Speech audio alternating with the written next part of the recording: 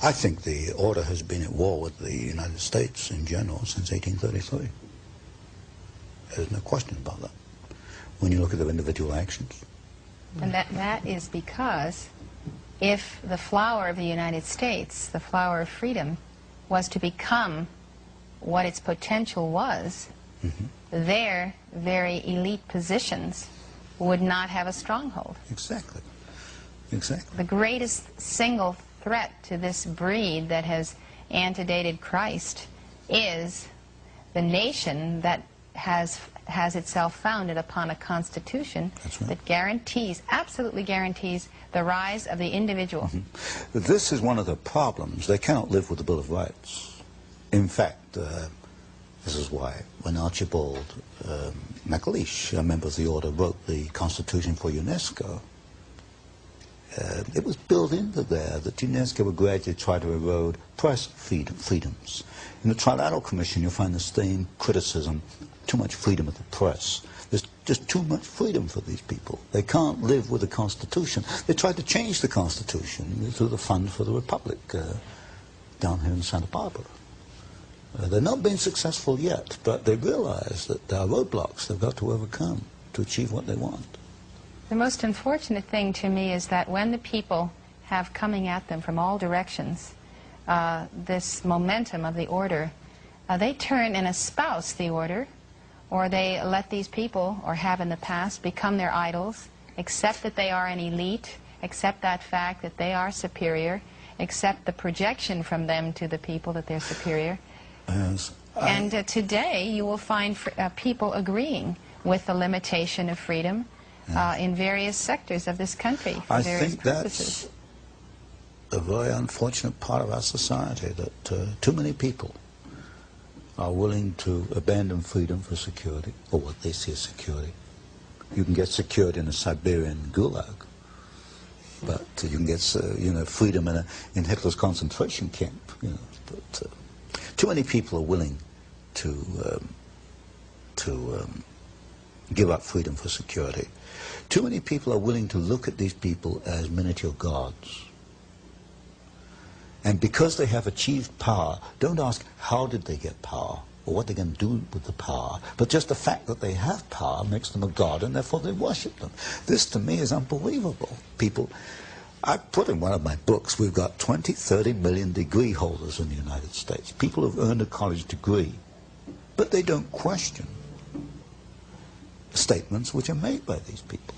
Well, it's an amazing thing that people, educated people, can accept that the interference with private property rights, or with the press, or public assembly, or religion, free speech, the interference with that can somehow be necessary to the continuity of the republic, or the security of the nation.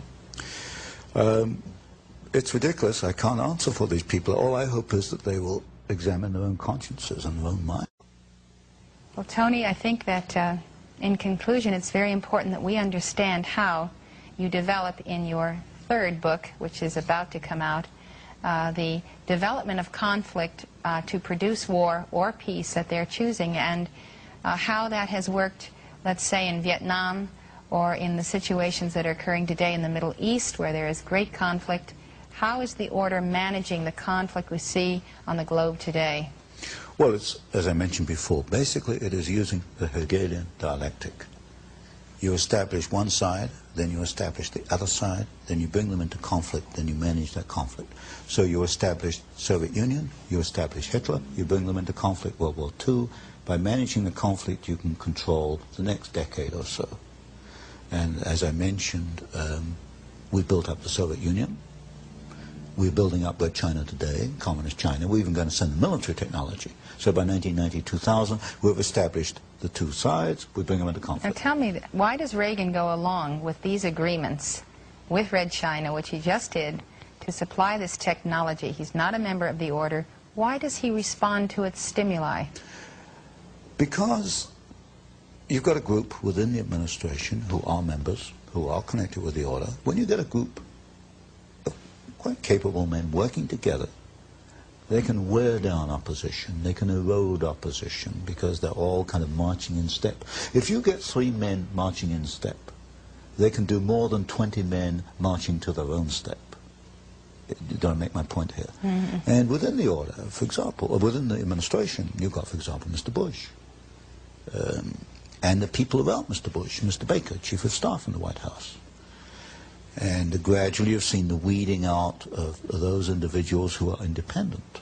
They've either resigned or they've moved out to other departments. So, in effect, the order has taken over very gradually, very carefully, without any fanfare.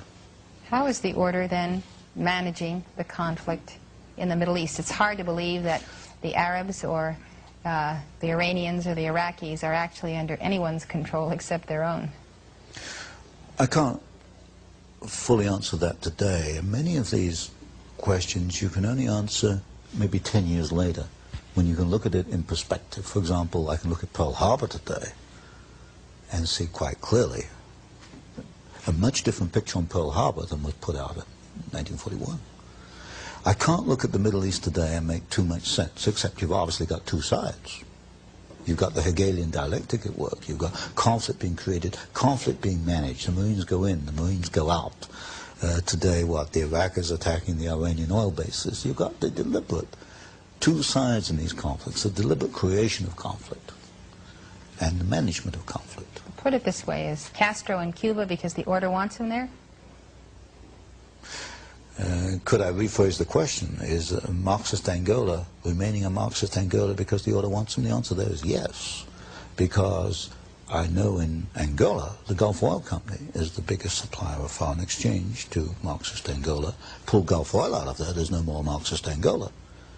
I can't answer as clearly for Cuba. So Gulf Oil wants Marxism? Oh, yes, it wants, undoubtedly. And Marxism supports Gulf Oil? Oh, yes. In fact, Cabinda, the Gulf Oil installation in Angola, is defended by Cuban troops. But you see, you've got an interesting phenomena. I think everyone should hear that one more time. I say Cuban troops. Cabinda, which is the Gulf Oil installation in Angola, Marxist Angola, is defended by Cuban troops. So here we have Cuban troops defending a capitalist monopoly. So-called capitalist. But one of the first things you learn in this business is forget about capitalism versus communism. That is absolute nonsense. The two are, behind the scenes, are hand in hand. It's a capitalist-communist conspiracy. One conspiracy. Yes, but you need the so-called conflict between the two to keep people focusing. Look, keep you looking over there. You know, capitalism versus communism. You know, that makes a nice little picture. You know, you get books on it and films on it. Capitalism versus communism. That's not where the action is. The action is over here. Well, what's the greatest single threat to the United States in terms of Central America, Nicaragua, El Salvador, the government of Mexico, that we need to be aware of in terms of an understanding that it is the order that is arranging things that are very detrimental to the future of this country? Well, there you have a complex picture. Because it's not only a Marxist movement, it's also a rebellion against poverty, and there's bitter poverty down there, as we all know. I have to go across the border into Mexico to realize that. You have the intervention of certain religious groups, the Marian Sisters, the Jesuits. That's another conflicting factor down there. You have, for example, in Panama, where the Panama Canal was handed back to Panama, and there's a story behind that which involves the debts that Panama owed to the United States and the functions of Marine Midland Bank, and of course Sol Liner was director of Marine Midland, was our negotiator down there. You've got a very complex picture in Central America. What it is the creation of turmoil. Out of it, we will either get bogged down in another war, or we'll get a series of Marxist states. But what we're heading into, I think, is an era where the order is willing to back some Marxist states, but not others. It will back Marxist Angola. It tried to back Nicaragua for a while. It would not back Grenada. In other words, we're getting to a situation where there are good